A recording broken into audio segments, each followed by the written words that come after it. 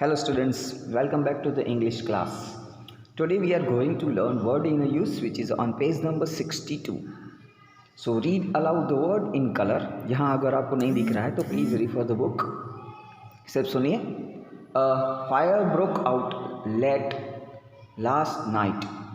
Means यहाँ broke out का मतलब हो रहा है started suddenly. अब ये जो वर्ड हम पढ़ रहे हैं इसमें दो वर्ड शामिल है. एक है broke, ब्रिक का पासवर्ड, और आउट. तो ये सारे आप जब अगर वर्ड देखेंगे सभी सेंटेंसेस में तो ये सारे वर्ब फ्रेजल वर्ब है. The word in colour are phrasal verb. नीचे इंस्ट्रक्शन भी है. A phrasal verb is a main verb used with prepositions and adverb और बोथ. जो फ्रेजल वर्ब होते हैं वो प्रीपोजिशंस के साथ या एडवर्ब के साथ दोनों मिलकर एक नया वर्ड बनता है, वो होता है फ्रेजल वर्ब. जैसे कि यहाँ ब्रोक का मतलब होता है तोड़ा हुआ, आउट का होता है बाहर जाना, लेकिन ब्रोक आउट जब होगा तब उसका मीनिंग होगा स्टार्टेड सडनली. तो a fire broke out late last night. Broke out का यहाँ मीनिंग होगा आग जल्दी से स्टार्ट हो गई. मीन्स जल्दी से मीन्स सडनली मीन्स पता नहीं चला वैसे स्टार्ट हो गई. अब यहाँ दूसरा हम देखेंगे ब्रोक के साथ डाउन लगा हुआ है. यहाँ आप देखेंगे a car broke down on the highway. मतलब ब्रोक डाउन का मतलब होता है stop working due to fault. यहाँ आउट का मीनिंग हो रहा था सडनली स्टार्टेड. ब्रोक के साथ आउट का मतलब हो रहा था सडनली स्टार्टेड और स्टार्टेड सडनली. और ब्रोक डाउन का मतलब हो रहा है stop working due to fault. अब जैसे ही burglar might break in while we are on vacation, enter a building by force. break in means फोर्सली कहीं पर एंटर होना. वैसे ही आप देखोगे पुल्ड का भी एग्जांपल नीचे दिए गया है. पुल्ड आउट ऑफ का मतलब होता है left. Train pulled out of the station. Left मतलब ट्रेन जो है स्टेशन से चली गई. नेक्स्ट है अप टू नेक्स्ट है I hope grandpa pulls through. मतलब gets better after a serious illness. उसके बाद monkeys made off with the picnic basket, stolen something and ran away with it. means by made off with. called up इसका meaning होगा telephone. we called up Uncle John to wish him on his birthday. I called up you while you have illness. जैसे मैंने एक example बताया वैसे आप भी use कर सकते हैं whenever you talk English or write English. I take after my father. Take after का मतलब होता है किसी की देखभाल करना, ओल्डर मेंबर की देखभाल करना. Teachers take after the student. तो छोटों की भी हम देखभाल करते हैं, तो ऐसा हो सकता है. The plan to Mumbai will take off. Take off का यहाँ मतलब देखिए टेक आफ्टर का मीनिंग हुआ था देखभाल करना. यहाँ टेक ऑफ का मतलब होगा begin to fly.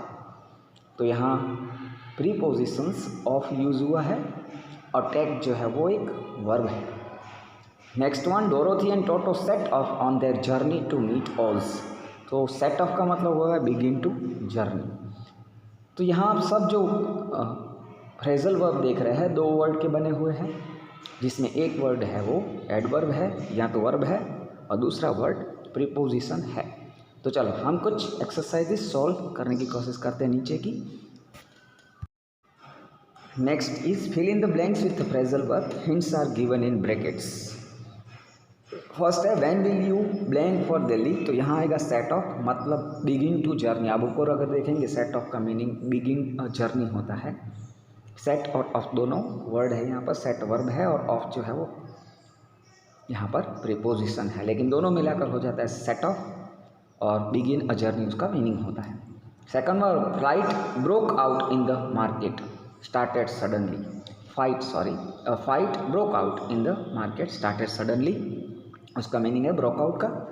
did you called up your cousin. called up का मीनिंग टेलीफोन है. हम टेलीफोन के बदले called up भी बोल सकते हैं. फोर्थ है when did the flight take off. तो begin to fly. up to next is the blue car pulled out of the garage before the white car. So left यहाँ पर पुल्ड आउट ऑफ का meaning होता है. Sixth one है I take care after my grand mother. So behave like an older member of the family. Next one seventh one Rita was late for school as her cycle broke down. का मतलब होता है stop working on the way. Broke down का मतलब होता है कुछ खराब हो जाना बीच में, व्हीकल का खराब हो जाना वगैरह। 8th one, thieves made of with a diamond, या विथ मैंने लिख दिया, आपके वहाँ लिखा हुआ है तो आप मेड ऑफ लिखेंगे only. Stole something and ran away with it. 9th one, I am glad Arfa pull through after her accident. Pulls through का मतलब होता है got better after a serious illness. कुछ इंजरीज और इलनेस की वजह के बाद बेटर हो जाना, अच्छा हो जाना, उसको हम फ्रेजल वर्ब में पुल्स थ्रू बोलेंगे।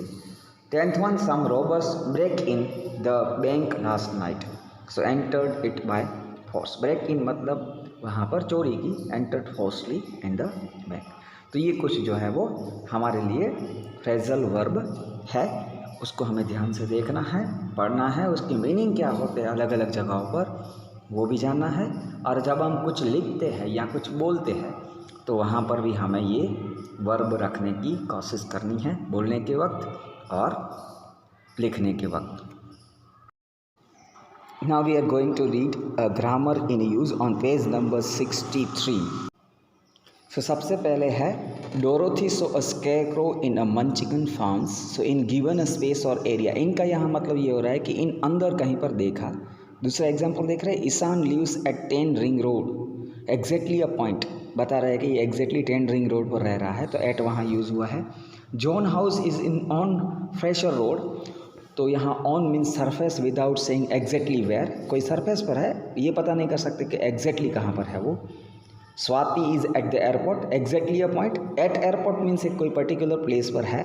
सी will go to a hotel on park street, तो यहाँ surface without saying exactly on, तो ऑन जहाँ पर यूज़ होता है वो एग्जैक्टली हम नहीं बता सकते कि कौन सा प्लेस है, लेकिन कहीं पर वो है उस जगह पर। एट जो पर्टिकुलर प्लेस बताएगा। So the word in use colors who a place where a person or thing is, there is a prepositions of place, in, at, on, ये सारे prepositions of place है। अब नेक्स्ट देखते हैं, Dorothy had a set off in the morning, she reached the corn farm at noon. At noon, in the morning, ये time indicate कर रहे हैं नून, मॉर्निंग में, नून में। She will reach emerald city in a few weeks, in a few weeks ये भी time mention कर रहा है। Father left for Dubai in January, he will come back on October 24। In और on यहाँ पर टाइम इंडिकेट कर रहे हैं। तो यहाँ पर आप देखेंगे the words in colour are prepositions of time. Prepositions of time और प्रीपोजिशंस ऑफ प्लेस में ये फ़र्क होता है कि आगे वाला सेंटेंस में क्या दिया गया। जैसे पहले सेंटेंस में आप देखेंगे तो मन चिकन्स फार्म, तो इन मन चिकन्स फार्म मतलब ये प्लेस इंडिकेट कर रहा है, और ऑन अक्टूबर 24 ये टाइम मेंशन कर रहा है। अप टू नेक्स्ट है, एक टेबल है आपकी बुक में, मीन्स बाय एक स्क्वायर में आपको एक बताया गया है कि ये कहाँ यूज़ होता है। तो ये आपको आपके नोटबुक में लिखना है, साथ साथ में सुनना है ध्यान से कि मैं क्या कहना चाहता हूँ या इसका यूज़ क्या है।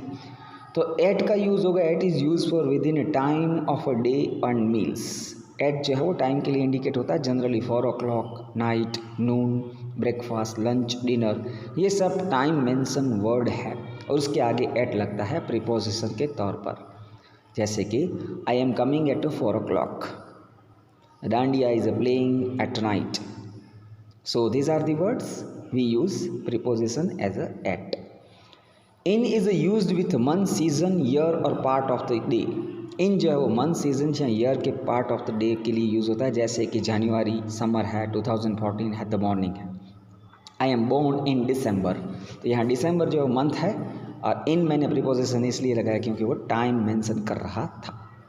Now next is on is used with day और date.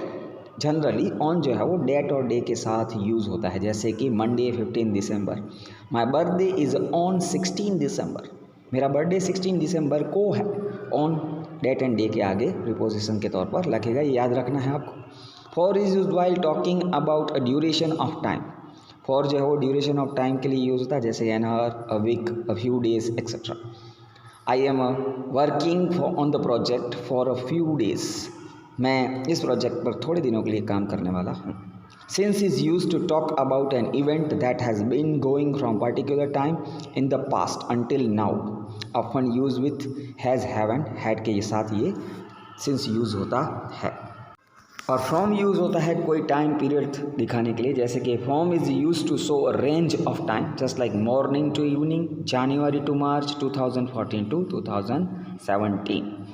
So this are the सारे जो ये प्रीपोजिशंस है, कभी कभार ये टाइम में लगते हैं और कभी कभार प्लेस के लिए यूज़ किए जाते हैं।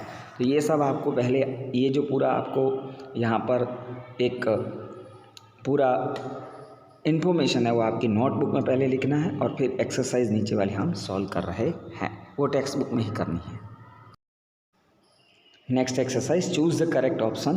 तो फर्स्ट है सुहाना लिव्स इन मुंबई, ये प्लेस इंडिकेट करता है इसीलिए हमने लिव्स इन मुंबई लिखा है। Her house is on Henry road, Henry road पर कहीं उसका घर है। सरफेस क्लियर है लेकिन पर्टिकुलर प्लेस हेनरी रोड है, तो वहाँ पर कहीं पर भी हो सकते हैं हेनरी रोड पर, इसीलिए ऑन रखा है। Second, Madhav lives at 5 Khetan street, at 5 Khetan street means particular street में है और इन वेलोर, वेलोर के अंदर रहता है इसलिए। Third, Nisha has been performing on stage since 2012, ये टाइम इंडिकेट कर रहा है इसीलिए हमने 2012 से अभी उसकी असर है, मतलब वो अभी भी परफॉर्म कर रही है, तो यहाँ हमने सिंस रखा है 2012 के लिए। Next one, Balvinder has been the shot put champion for since 3 years now, since अभी भी वो 3 years से अभी भी है, मतलब अभी भी वो चैम्पियन है शॉट पुट में, इसीलिए सिंस यहाँ रखा है। Fifth, Anil Kumble was a part of the Indian team for 18 years, 18 साल तक वो रहे, फ्रॉम 19 to 28, ये टाइम पीरियड दर्शाया है इसीलिए हमने फ्रॉम रखा है। Next one is 6th, the operation went on for 4 hours from 8 in the morning to noon, यहाँ भी सेम ऊपर वाले सेंटेंस में जैसे फ्रॉम और फॉर यूज़ हुआ है वैसे ही हुआ है। 7th one, mister Sawhney has taught us since 2010, he was student from 1998 to 2005, तो यहाँ पर 1998 और 2005 जो है वो टाइम पीरियड्स है।